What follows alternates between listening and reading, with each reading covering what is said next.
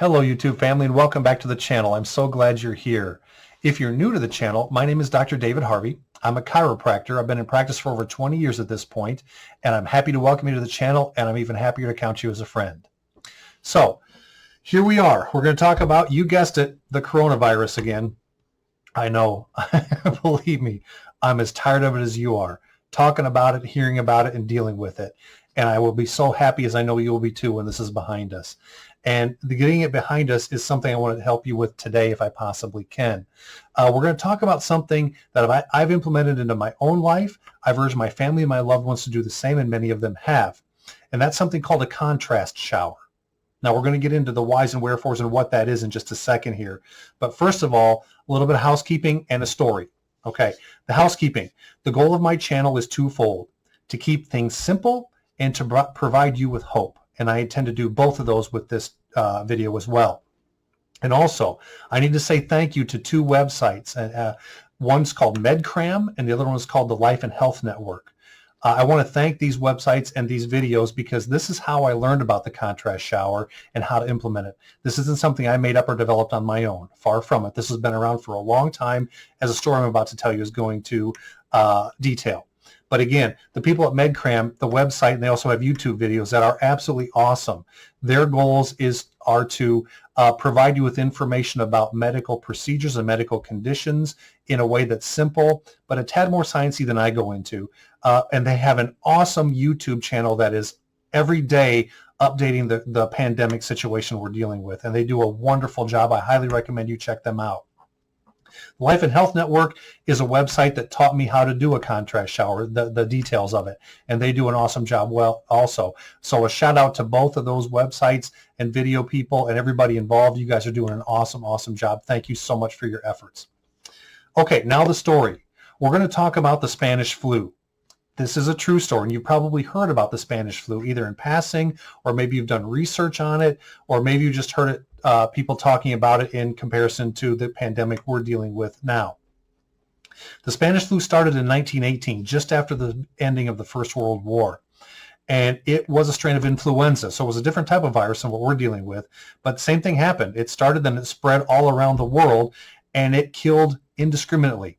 It didn't matter if you were young or old or healthy or otherwise sick before it got to you. It infected people of all ages, all races, everything. And at least 10% of the people that got the Spanish flu died. That is a huge number of people. Now, estimates vary because numbers are a little bit sketchy from that time, but we think that it infected about 1/3 of the entire world population, and it killed at least 50 million people. 50 million people, making it the deadliest pandemic in modern history, bar none. Okay, now by comparison, as of today, April 6, 2020, the number of deaths from the coronavirus are thankfully nowhere near 50 million. We are at about 73,730.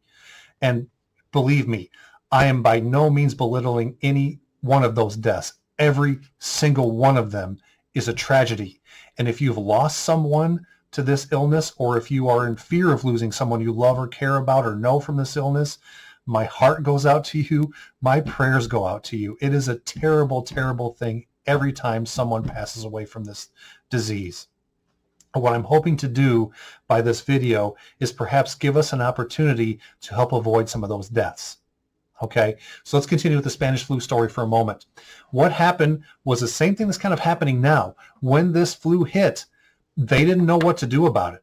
They didn't have any treatments for it any more than we have treatments for the coronavirus we're dealing with right now. So what happened was their hospitals filled up. And when the hospitals filled up, they set up emergency hospitals, specifically the Red Cross did, and those filled up. So then they looked around for any other place they could house sick people. And they had a resource that available to them back then that we don't necessarily have now. And those are places called sanitariums. Now, sanitariums, again, aren't something that exists so much anymore, if at all. I'm not sure about that. But at that point in time, sanitariums were medical facilities, they were run by doctors and nurses, and they were primarily set up to house and treat and keep comfortable people that had chronic illnesses. One of the main ones they took care of were people that had tuberculosis.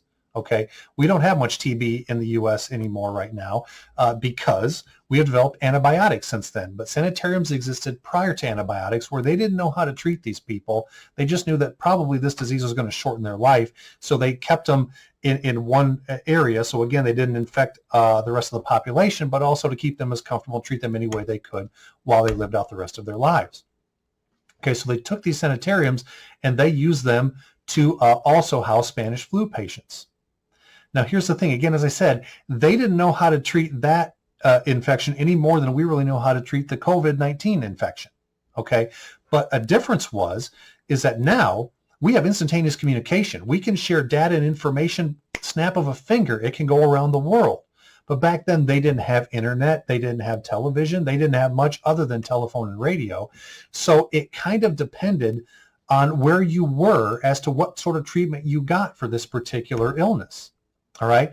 And again, the numbers, it was 100 years ago. Was their record keeping as accurate as it is now? We don't know for sure. But we do have some numbers that came out of certain areas. One were army camps. Now, again, this illness happened at the end of the First World War, so there was a tremendous number of people in the armed services in the United States. Okay. And this infection, this Spanish flu got going in the army camps. And again, these are people sleeping in barracks in very close quarters on top of each other, basically in bunk beds and so on. So the opportunity to spread this by particle, which is how theirs spread, the same as how ours spread, was astronomical. And many, many people got sick that way. Plus, we were putting these people on ships, jamming them on ships, as many as they could hold, and going back and forth between the U.S. and Europe. So this thing spread like wildfire all over the place. So again, they didn't know what treatment was at that point in time to help save people. But what they did know is the same thing we know. They know that if someone got the Spanish flu, the goal was to, at all costs, keep them from developing pneumonia as a result, because they knew if it got severe enough that that person got pneumonia, their chances of dying went way, way up. So to save lives, the goal was to prevent them from getting pneumonia. All right. So we look at the number that did develop pneumonia cases. And in the army camps, that was about 16% as far as we know. And that then translated to about 6.4% death rate in the army camps. Now, if we look at the sanitarium numbers, we have two numbers to look at. We have outpatient numbers and we have inpatient numbers. Outpatient just means that people went to the sanitariums for medical care or advice and then went back to their homes to hopefully weather the storm, ride out the illness, and get better. We also then had inpatients. If they had the beds available and the person that came in was severe enough to require one of those beds, they kept them there, just like admitting someone into a hospital. Now, their pneumonia numbers are half, if not less than that. And the outpatients, compared to the Army camp's 16% pneumonia rate, the outpatients at the sanitariums only had an 8% pneumonia rate, and the inpatients only a 2% pneumonia rate, 14% better. And of those numbers, only 3.8 to 1.3% ended up in the death category. That is astronomically better than the Army camps. So the obvious question is, what was different? What were they doing in the sanitariums that they were not doing in the Army camps? Well, as it turns out, they didn't have any secret drugs. They didn't have any special treatments or anything like, or special concoctions or techniques. But what they did have was the one thing we could figure out that they did differently. And that was this. Yeah, they put their patients in bathtubs and they bathed them in very, very hot water. And then they put them in cold water right after that. And they called that hydrothermal therapy. Okay. And what their thought was is that somehow stimulated the immune system in these patients and it kept them from getting pneumonia. Okay. So the next logical question we have to ask is, really? Honestly, putting people in hot bath water and cold bath water kept them from getting pneumonia? Really? Is it as easy as that? Well, here's what we have to say at this point. The information from that point in time in history isn't great. Okay, it isn't the scientific method we use now. They didn't do studies. They didn't do research and publish them in journals. They were fighting the war against this disease, and they were doing anything they could, and they figured out that this somehow helped, so they did it. Okay, so the information we have from that time period, we can say is only of limited value, because there's no way we can actually know for sure those numbers were accurate. All right, so the next logical question after that is, what's happened in the 100 years since then? Has it been studied? Have there been scientific tests? Have those tests borne out that this technique actually does stimulate your immune system? And the answer is yes, those tests have been done. And yes, it does appear that they do help with stimulating your immune system. Now, I could spend the next 20 minutes to an hour talking to you about all those studies and showing you videos about all those studies and so on. But again, my goal in this video is to keep things simple. So that's what I'm going to do. So what I've done is I place links to all the videos and all the studies in the description below. Okay, if you would like to get more in depth into this and see what those studies are, have at it. It's all there for you to peruse and listen to at your leisure. If you have questions or concerns, let me know. But as of right now, what I'm going to tell you is, yes, those studies have borne out that they do stimulate a specific part of your immune system. Okay, next question is how? Well, to talk about how, I need to talk to you a little bit about the immune system. And again, we're going to keep it simple. But here's a picture of generally kind of how your immune system works. And it is set up into 3 main lines of defense. Okay, the first line of defense is purely physical.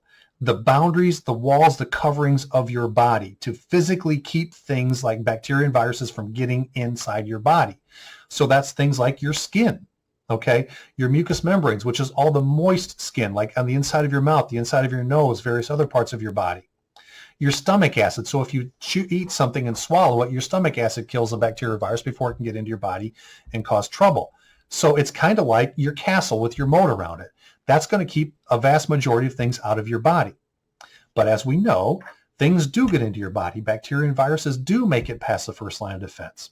So then we have a second line of defense, and that's kind of like a police force. And these are specific cells that patrol your body looking for troublemakers, okay, looking for things that aren't supposed to be there, like viruses and bacteria. And if it finds any foreign invaders or alien things to your body, its job is to find them, destroy them if possible. But if it can't destroy them all, to at least work on it and keep fighting and hold the line until the third line of defense can come into play. Because your third line of defense is your major powerhouse of your immune system. It's like the Army, the Navy, the Air Force, the Marines, the Coast Guard, the National Guard, everything all combined into one. That's where the strong long-term immunity comes from, okay?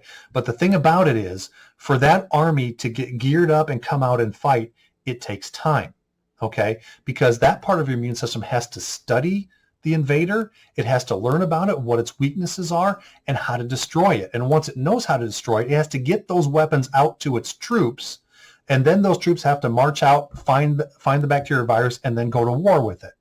Again, that takes time. That's why when you have a cold, it doesn't go away overnight. It takes 7 to 10 days before you start to get better, because it takes that long for the army to get mobilized to come out and do it. Okay? So our second line of defense, our police force, is what we're going to talk about. All right? Because that's what the area of, that's the area of the immune system that these hot and cold therapy things, these contrast showers, as we're going to talk about, seems to stimulate based on the research and the studies. All right? We call that part of your immune system your innate immune system. If you'd like to research more about that, you can look up what's called the innate immune system, and there's plenty of information out there. One thing you're going to learn is that this innate part of your immune system, the secondary police line of defense in your body, is also the part that coronaviruses, such as SARS, and as new research is pointing out, this new coronavirus, the COVID-19, also suppresses. What it does is when it gets in your body, it suppresses the secondary line of defense and kind of hides from it. And by doing that, it buys itself time to spread out into your body and get strong in there. Okay? So it is hiding from the part of your immune system that's supposed to hold the line while the army gears up to handle it. That's why it gets strong. That's why it gets severe in people. So what we have here is this situation. We have a virus that appears to be suppressing part of your immune system. And it's a very important part of your immune system that keeps it from getting too strong and getting out of hand before the army can get out there.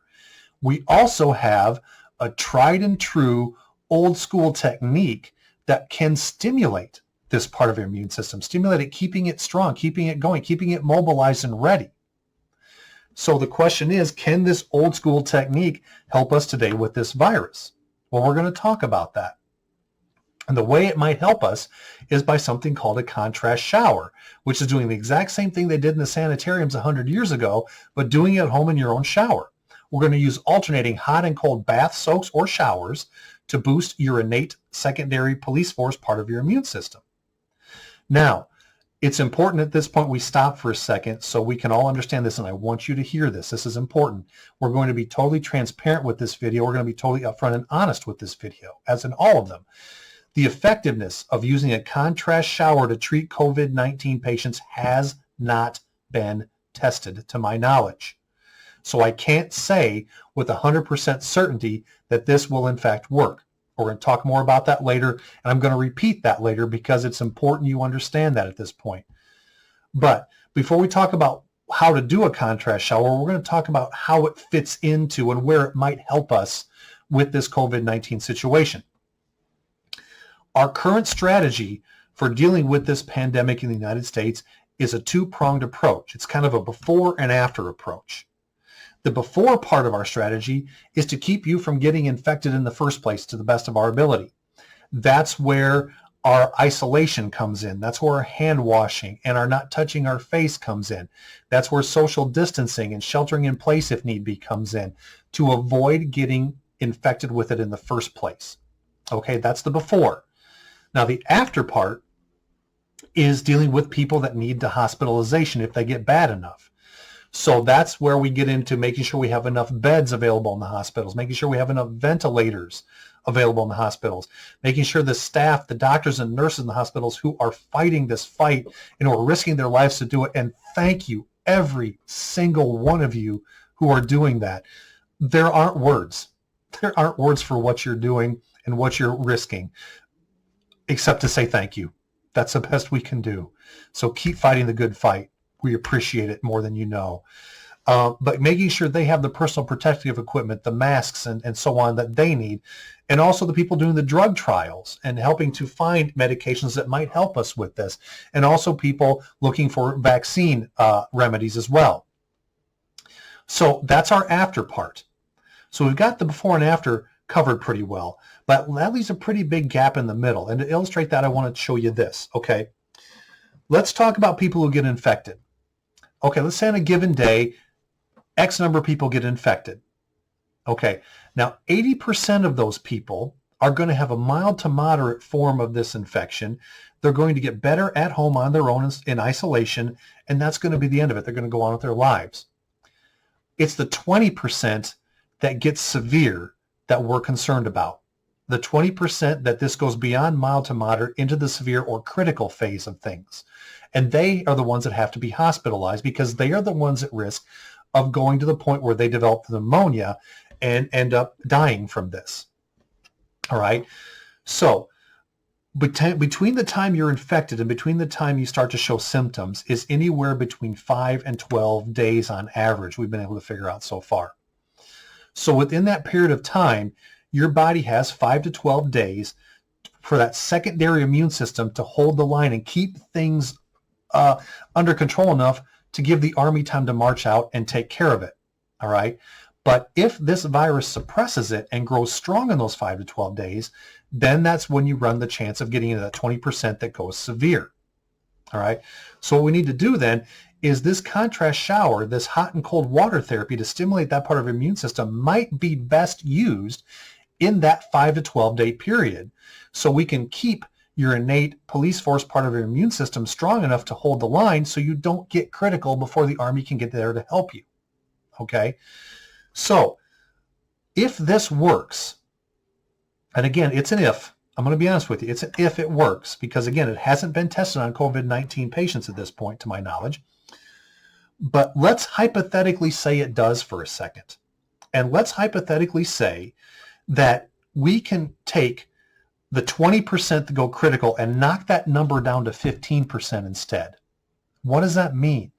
That means we have improved slowed the number of people that go critical from 20% to 15%. That is a 25% improvement. That is huge. How many lives might that save? How many beds might that keep open?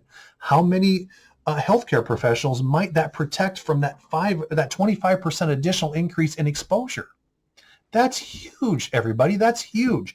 So the thing is, if it works, that's the magnitude of things we might be talking about here.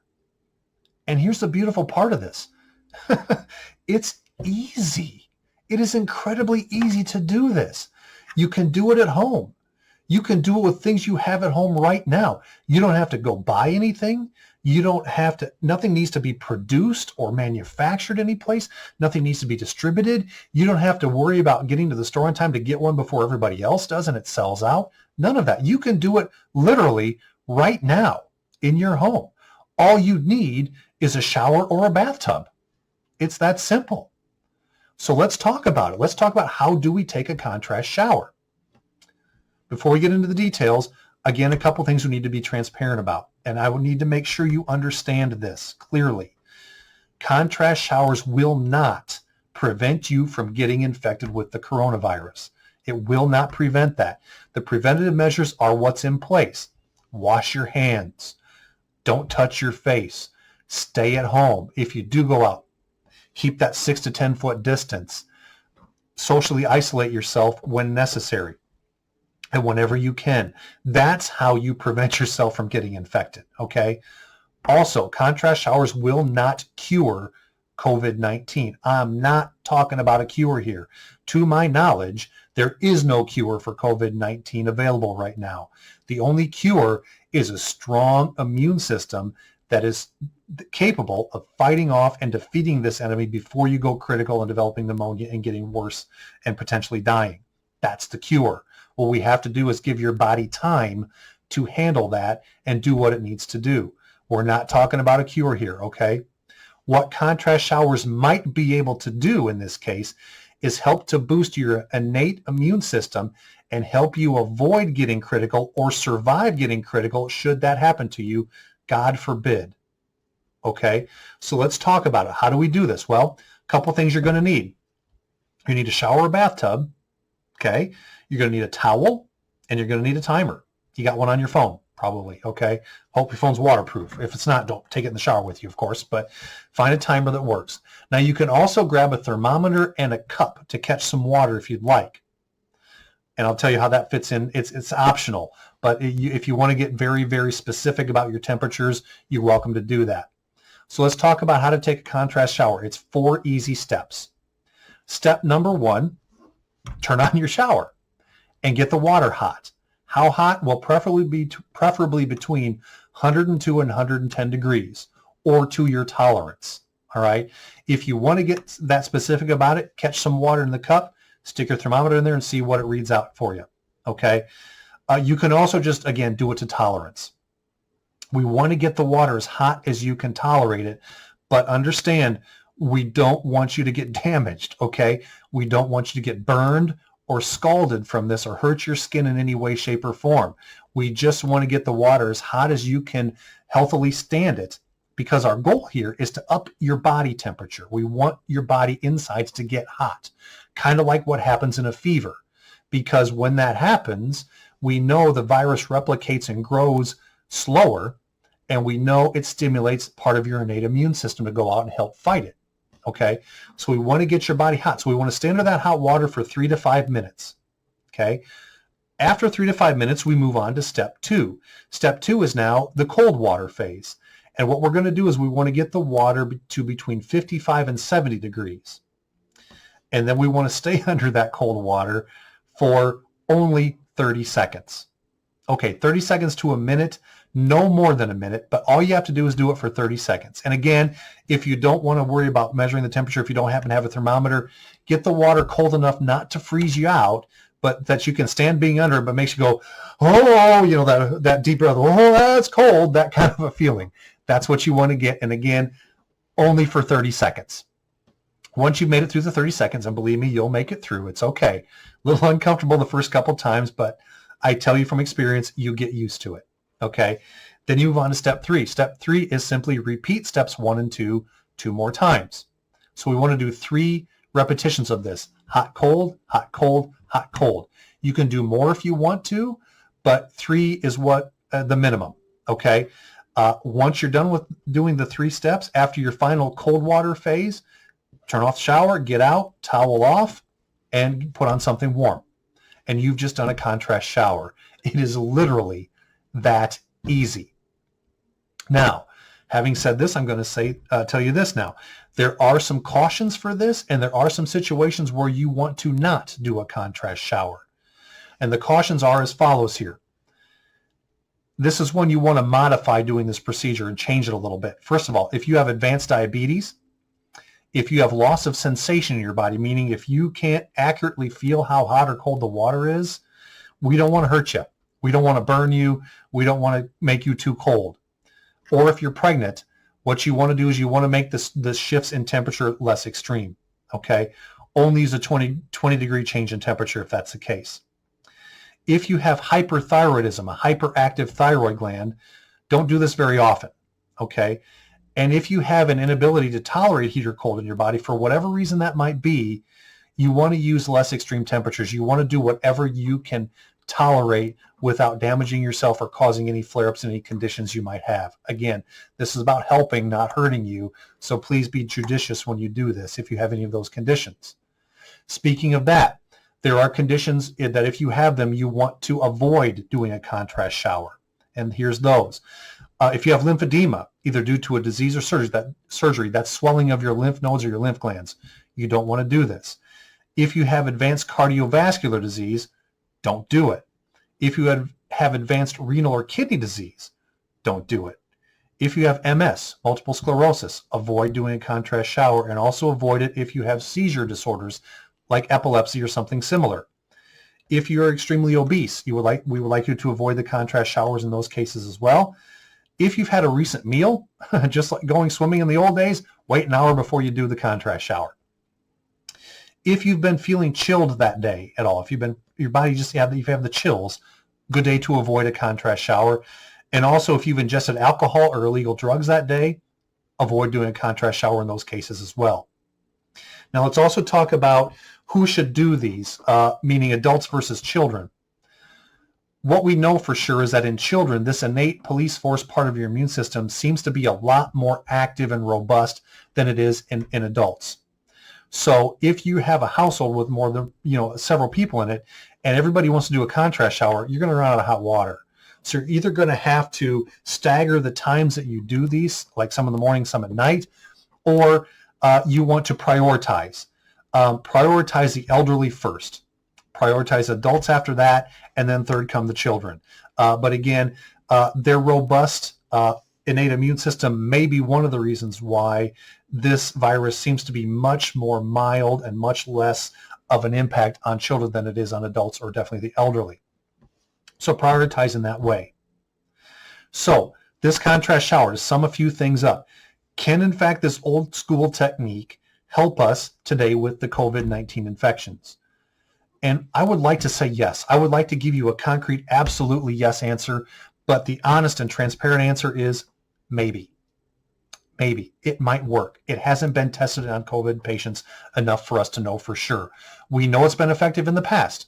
We know it helped with the Spanish flu. We know from the testing since then that it does actually stimulate the part of the immune system that further tests have shown us the COVID-19 or coronaviruses in general tend to suppress while they grow strong in your body. So a question you may be asking yourself at this point in time is, all right, if the answer to the question of whether or not contrast showers can help us with the COVID-19 virus we're currently dealing with is maybe, and not a solid absolutely yes, why are we talking about it? Why am I doing it? Which in fact I am. Well, I'll answer that for you. The reason I decided to do it was because when I first heard about it through the Medcram people, again, the videos are linked below, it really excited me. intuitively, it felt to me like, yes, this is a good thing to do. This is a right thing to do. So is a hunch enough to go on? Well, for me, it is not. So what I did is I looked into it. I listened to the videos. I saw the research that was cited. I looked at that research myself. I looked at a few other research articles as well that I could find. And all of them seem to point to the answer of yes. Again, these changes in body temperature do seem to stimulate the immune system. And if it is part of the immune system that the coronavirus is suppressing, it seems like a good thing to do. So then I did the pros and cons thing. I looked at what's the upside and what's the downside of doing this. And the downside, I thought about it a long time. And really, the only downside I could come up with is it might raise my water and gas bill a little bit. Now, if you're taking showers that generally are between 13 and 15 minutes long anyway, then this is not going to impact your water bill at all, because that's about as long as it takes to do one of these. But for me, I generally took shorter showers than that. So yes, it might up my water and gas bill a little bit. Is that a good thing? No one likes higher bills, of course. But when I compare that to the potential of having very high hospital bills, well, it seems like a pretty good idea to do. Those are going to be way, way, way higher than anything my water and gas bill would be from doing an extra shower or two. So that is the only downside I could come up with. You may think of others. If you do, by all means, let me know and ask questions. I'll be happy to speak with you about those. But what about the upside? What would be my return on investment? What can I get out of this potentially by investing my time and my water in doing this? Well, there are several. First of all, again, this is so easy to do. It's absolutely simple. And you don't have to go buy anything. There's no new equipment needed. There's nothing you have to supplement into your house. You've got it all there already. Also, there are no side effects. Now, disclaimer again, as long as you're healthy enough to be doing this, please, if you didn't listen to the part that talks about, excuse me, the cautions or the changes if you have certain conditions or the conditions where you should not be doing those, please, you need to heed those. And also, if you have any concerns about any conditions that weren't listed, you absolutely positively need to talk to your doctor and ask them about it before you embark on doing this if you decide you want to. Also, if you should try one of these and it causes any of your symptoms or any of your conditions to flare up, then you need to stop doing them as well. All right, this is, again, not about hurting you. That's the last thing I want to do. What I want to do is protect you and help you and give you advice any way I can and in doing these properly if, again, you decide this is something you would like to embark on. So there's, again, no side effects in general if you're healthy enough to do the contrast showers. Also, it's a shower. It's a bath. I'm doing it anyway. It's a part of my normal daily routine. So what's the harm in taking a little bit longer one and changing how I do it a little bit? Well, for me, nothing. But the biggest upside, the biggest return on investment possible is it might save lives. It might absolutely save lives. Can I say for certain it will? No. But that is enough for me personally to say, okay, if I can keep myself clear of this, if I can keep myself from going into the severe case, if I get it, again, Lord forbid, and hopefully you don't get it either, but it might save lives. So I'm passing the information on. Am I telling you to do this? Am I asking you to do this? No, I'm not going to do that because this isn't a medical consultation. You are, some of you may be my patients, and if you'd like to talk with me more in the office during your visits, let's talk about that. Let's go ahead and do that. But for those of you listening who are outside of the scope of my practice and my patient base, I'm not going to tell you to do it or not to do it. This is something you need to learn about yourself. I'm giving you the information, and if you feel right about it and you feel you can do this healthily and you want to, then that's up to you. But again, for myself personally, I feel like it's a good thing to do for me. So that's what I'm doing. I've also told my family about it, my loved ones about it, and several of them are doing it as well and doing it successfully. So far, no bad side effects, nothing to report that's negative about them at all. But again, that is a decision you have to make. And again, consult with your doctors if you feel like this is something you'd like to do, but you have questions or concerns. Please do that. Now, speaking of personal experience, let me tell you about how it's been going for me.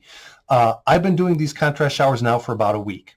And I do I do them twice a day. Why? Well, because when I get up in the morning, I take my morning shower before I go to work. So I just do one then because I'm showering anyway.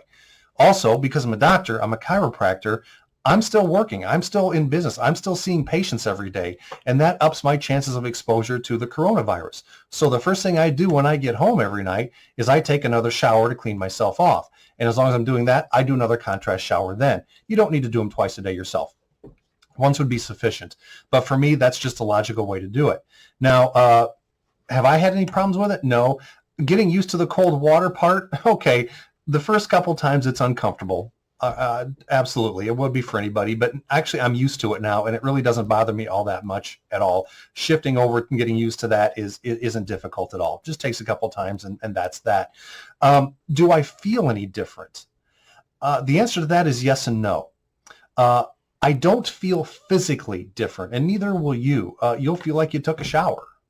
So you know how that feels. But this isn't something that's going to cause this change in how you physically feel necessarily. We're not doing anything on that level. What we're doing is we're stimulating part of your immune system, which is microscopic cells that are patrolling your body. You don't feel them when they patrol before the shower. You're not going to feel them patrolling after the shower either. So a physical difference, really not so much. But there is a mental and emotional difference in how you feel. And what I mean by that is this. With everything that's going on, okay, all the restrictions, all the staying home, all the things we can't do. We can't go to movies. We can't go out into restaurants. We can't gather with friends and family and loved ones, at least not physically right now. We can't interact the way we usually do. So there's a lot of no, you can't, stay away, or you shouldn't, or you mustn't, and all those sorts of things. And being in that situation when we're completely not used to it can be very disempowering. It can make you feel like you're out of control. It can make you feel off balance, and none of us like to feel that way. That's a very, very uncomfortable way to be. So when I do this, something like this, and I get out of the shower, I have a feeling that, hey, I just did something really good for myself. I just did something that might help me fight this off if I get it. And that to me feels good. That's a morale booster thing. That's a strengthening and empowering thing. And from that regard, it does lift me up. It does make me feel better from that perspective. So again, that's my experience so far. I intend to keep doing these for the duration and maybe for the rest of my life. I honestly see no harm in it. Do you need to do them? Should you do them? That's a decision only you can make. And again, I ask you, speak with your doctors if you have any questions or concerns. Okay. Now, to sum up, let's talk about the sources again. I've linked everything down below in the descriptions. The 3 YouTube videos from Medcram, the video from the Life and Health Network that will give you information on how to do these again from a more therapeutic. I think it's a physical therapy side of it, but I'm not exactly sure about that. As well as all the links to all the different studies that were cited in the Medcram videos and a couple I found myself. So it's all there for you to look at if you should desire. Again, any questions or concerns, you're welcome to contact me through the comments below, and I'll be happy to answer any questions in any way I possibly can. So thank you so much for watching the video again today. I know it went a little bit longer than my 10 or 15 minute goal. So far I haven't hit that bar yet, but I'm working on it. But again, if you got anything out of this, if you got some education, if you got some perhaps inspiration to do something like this or to spread the word on this and have other people decide if it's something good for them to do as well, that's great, wonderful.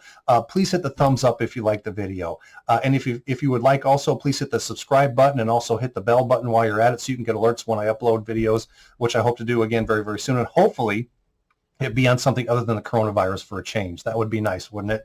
Yeah, I know it would be nice for me as well. So if you would hit those 3 buttons, you would be paying me a huge compliment, and I certainly appreciate you for doing so. With that, I will wish you a wonderful day, a healthy day, a safe day. And please remember, we're going through a nasty time. We absolutely are. But it is a time. It's a season. This is going to end. We are going to get through this, and it's going to be over with, and it's going to be done. And that's going to be a good, good day. I know I'm looking forward to it, and I know you are too. So please remember, no matter where you are in life, no matter who you are, there is hope, and you are loved.